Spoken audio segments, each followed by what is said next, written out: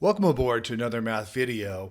In the past, you've studied how to graph certain kinds of equations like y equals x that form a line. You've also hopefully by now seen these things called parabolas that look like the equation y equals x squared. They form a U-shaped figure known as a parabola. Perhaps you've seen square roots, so y equals square root x. It looks kind of like a sideways parabola, but it's only half of it. And then hopefully you've seen by now absolute value, where y equals absolute value of x, that looks like a v.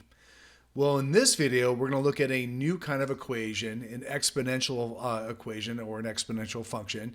In this case, the base is 2 and the exponent is x. So what's that going to look like and how are we going to transform it? Let's get it on!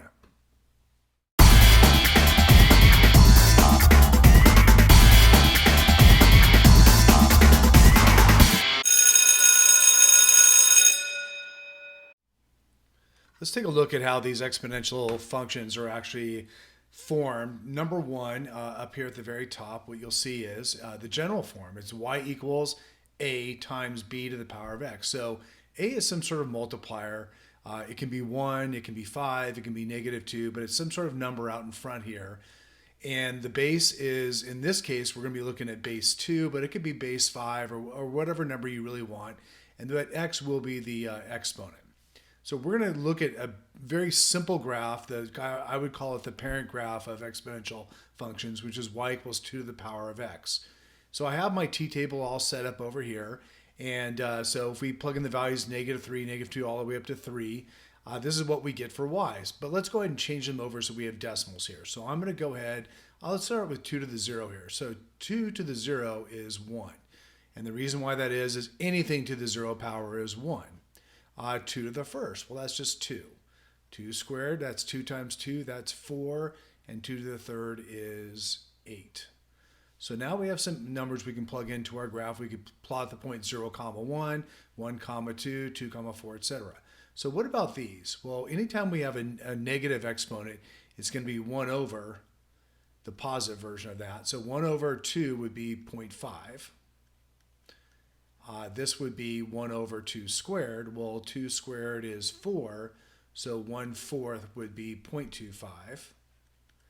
And finally, this would be 1 over 2 to the third, and 2 to the third is 8, so this is 1 over 8. And if we convert that to a decimal, we get 0.125. If we look at the graph of y equals 2 to the x, by the way, before we go any further, let me just put in a little plug here for Desmos. It's a free internet application that you can use. Just go to desmos.com and you can use their graphing calculator and make great graphs. You can even plot points as you see over here. So I've gone ahead and graphed y equals 2 to the power of x. That's the red curve you see here, along with the 7 points that we came up with already. Also, I've drawn in another horizontal line called y equals 0. So why did I do that? This curve, this exponential curve, obviously gets bigger and bigger and bigger up here as x increases. And as x decreases, what happens is that curve starts almost getting and melding into this y equals 0 line. This line, y equals 0, is called a horizontal asymptote. So even though it looks like it on the graph, this curve will come very, very close to touching it, but never quite touch y equals 0. So to put the finishing touches on what an exponential function will look like, it should have a horizontal asymptote. In this case, it's y equals 0. The domain, which is what can x be, can be anything. So in other words, from -infinity all the way out to +infinity. And then finally, the range almost hits 0 on the low end. It'll almost touch it. That's why we have an asymptote. And it'll go as high as possible as well, as you can see on the graph. As always, if you like what you see, please like, comment, or subscribe. Thank you, and back to part 2. We're going to look next at how to transform these functions, which basically means taking these graphs and moving them right or left or up or down, or what's called vertically compressing or stretching. So I've gone ahead and I have the original graph we were looking at, y equals 2 to the power of x along with its asymptote. I have another graph here which for right now is not being shown. It's dead, so it's empty over here. And I have the point 0, 1, which is on the original graph. So I'm going to go ahead and I'm going to take the one that was dead and I'm going to put a +2 at the end here and I'm going to make it live. And what you'll notice is that graph has now moved up 2 spots. And also with that, my asymptote would move as well. Well, what if I made it a negative 2? Well, now my graph's going to move down, and now my asymptote is at y equals negative 2. So by simply adding or subtracting a number on the end, we can get the graph to actually shift up or down. Another thing we can do is we can manipulate the exponent itself. So I put the exponent here in parentheses, and I've gone ahead and moved everything back before. So what if I were to take it and type in like a -2 here, for instance? It's going to take the graph and it's actually going to shift it 2 spots to the right. What if I put a +3 in here? +2 becomes +3. So now it's going to take it and actually shift it 3 spots to the left.